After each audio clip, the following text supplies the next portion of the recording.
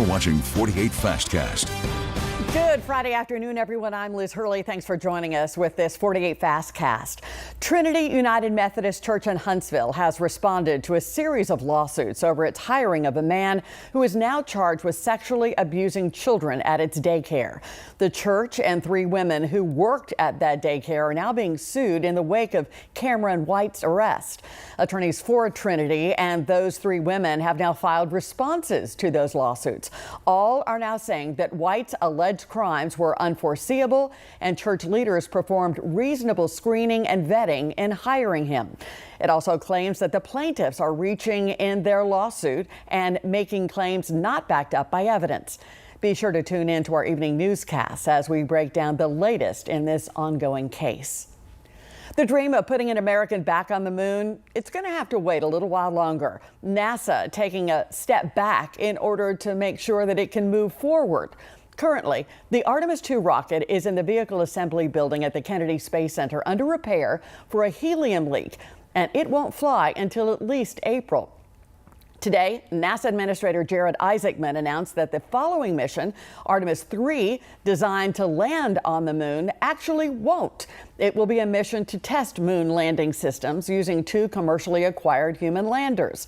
That will be done in low Earth orbit, the same place where the International Space Station flies, not in deep space. And the Artemis IV mission will actually now be the first time America will see boots on the moon again. Isaacman also promises that NASA is going to beef up its flight cadence and to keep the basic SLS model in play, not utilize the more stocky 1B model. We will have more on this big change in NASA's plans for the future in our afternoon newscasts. It is a much-deserved gorgeous Friday across the valley after we had our storms last night. Things are nice, beautiful, and sunny going into the rest of your day and even into your weekend. We've got temperatures right now in some of those upper 60s. Muscle Shoals at a warm 72. Mostly sunny all around, except a couple areas dealing with some slight cloud cover at times. But looking through the rest of tonight, we're expecting to see those 70s around for the afternoon. And as we get into your evening, we'll start to drop it back into some of those 50s. 40s is where we'll settle at for our lows. You can see tonight is going to be nice and clear, and we'll keep that calm breeze out of the north, so nice and comfortable going into the rest of your Friday night. Expecting a gorgeous weekend ahead. Temperatures expected to stay around those 70s all weekend long, getting up to a nice warm and really toasty 76 by Sunday. So we're expecting to see some chilly starts to your day, though, still sticking around those low in 40s. But I'll walk you through the rest of the forecast coming up in a moment. Sounds good. A man is in the hospital after being hit by a train earlier today in Huntsville. Officers responded to the area of Triana Boulevard and Holmes Avenue after receiving reports that a man had been hit by a train. That's where they found the man seriously injured. Officials say the victim was taken to the hospital for treatment. Former President Bill Clinton now in the midst of questioning by Congress as part of an investigation into the late sex offender Jeffrey Epstein. Clinton now the first sitting or former president to testify before Congress in more than 4 decades. His wife, former Secretary of State Hillary Clinton, testified yesterday. Clinton was named in these files but is not accused of any wrongdoing. There are a lot of photos that have been released by the Department of Justice as well as the Epstein estate.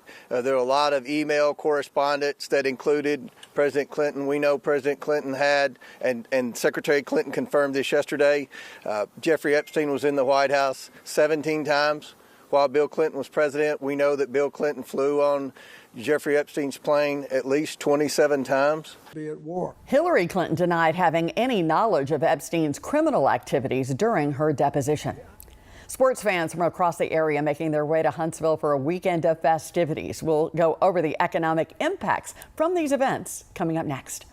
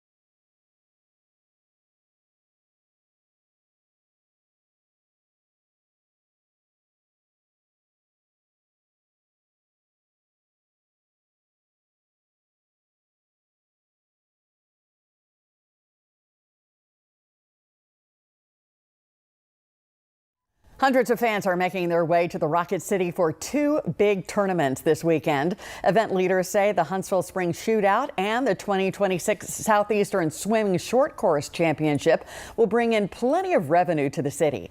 Most of it expected to come from players and fans staying in Huntsville hotels.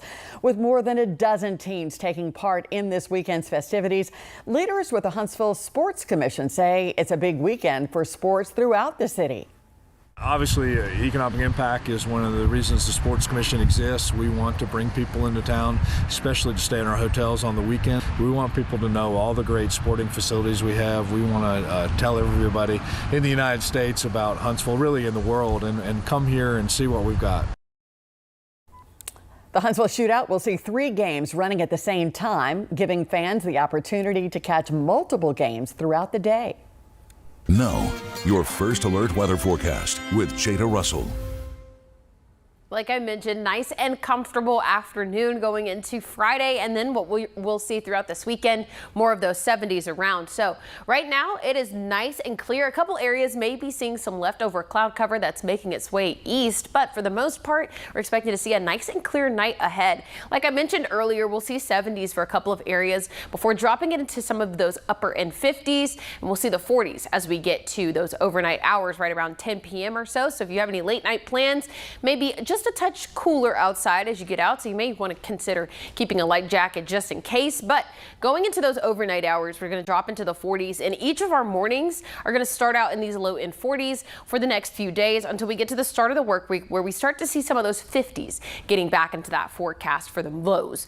Here's what we're looking at for wind gusts. It's going to be nice and calm, very comfortable this weekend, but we start to pick up wind gusts going into Monday and beyond, because we also have some rain chances that are kind of spread throughout each day next week. So what we're expecting to see around 7 a.m. still getting out that door, about 10 miles per hour going into Huntsville, but going into the afternoon hours, you'll notice that picks up, specifically going into those tremendously going into those 20s, and then overnight hours we'll see those 20s stick around for Tuesday. The expectation here is that with these wind gusts, it's going to make things feel a bit breezier, so our feel like temperatures may be just a touch cooler than what it is outside, but we are expecting a lot of 70s going into next week, so it's going to feel nice and comfortable. Also, with this warmer weather, we're starting to see hummingbird migration. So right now they're in the around the Gulf, really southernmost parts of our state, but mid-late March we'll see some hummingbirds back in the valley. Taking a look at your 10-day forecast, like I mentioned, 70s in and around all of next week, as well as those rain chances.